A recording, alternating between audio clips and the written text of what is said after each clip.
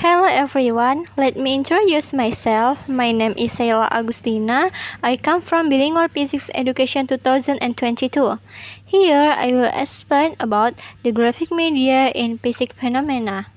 So if you want to hear my explanation, just follow me.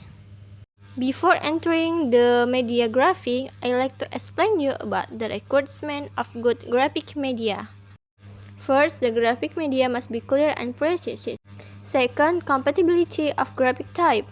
Third, labeled and annotated. 4. Use the required color. 5. Alignment and consistency.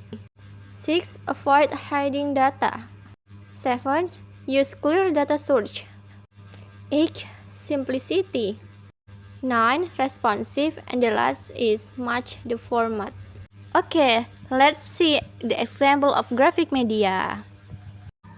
The first material is about relationship between velocity and time.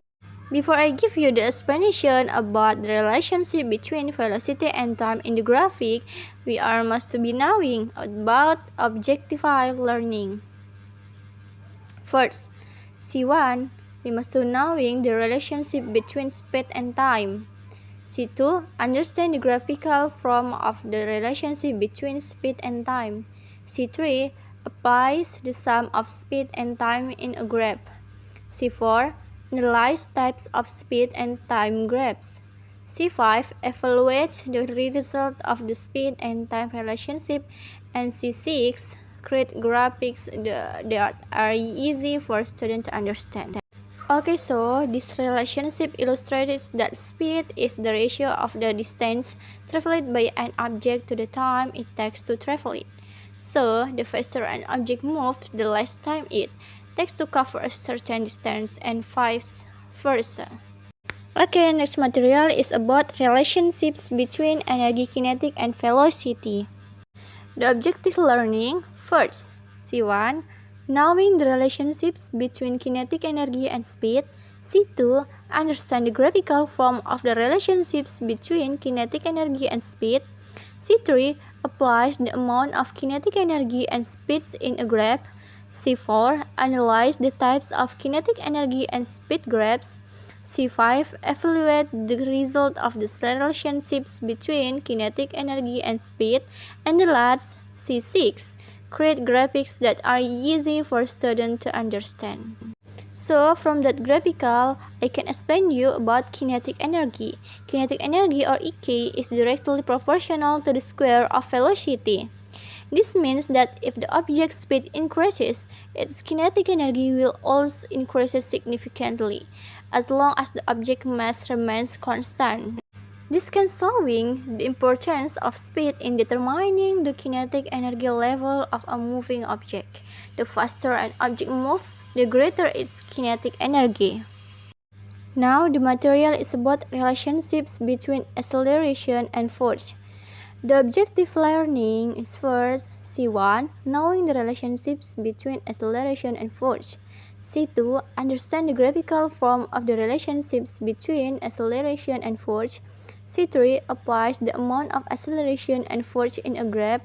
C4, analyze the types of acceleration and force graphs. C5, evaluates the result of the acceleration and force relationship. And the last, C6, create graphics that are easy for students to understand. The force exerted on an object is proportional to the acceleration it experiences.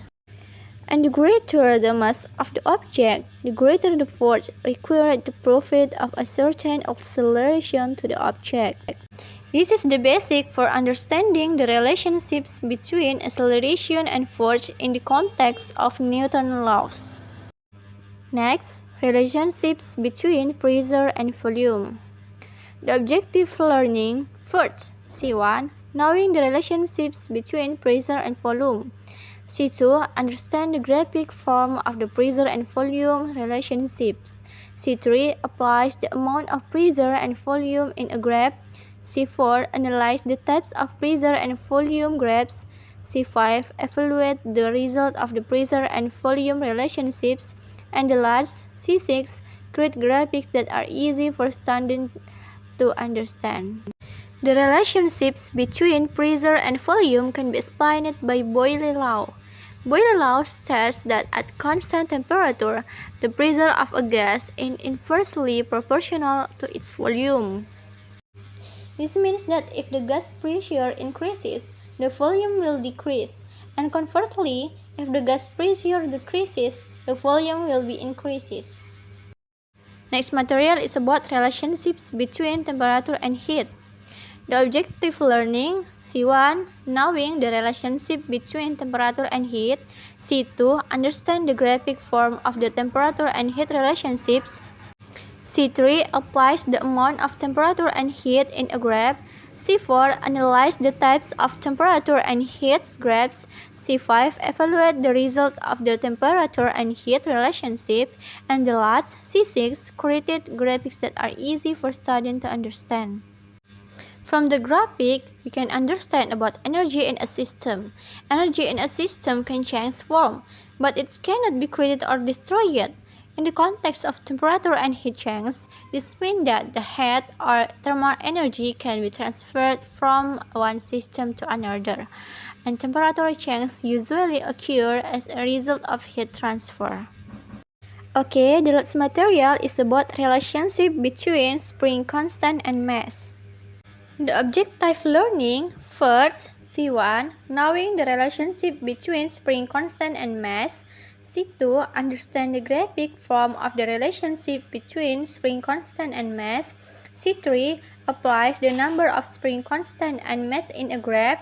C4, analyze the types of spring constant and mass graphs. C5, evaluate the result of the relationship between spring constant and mass.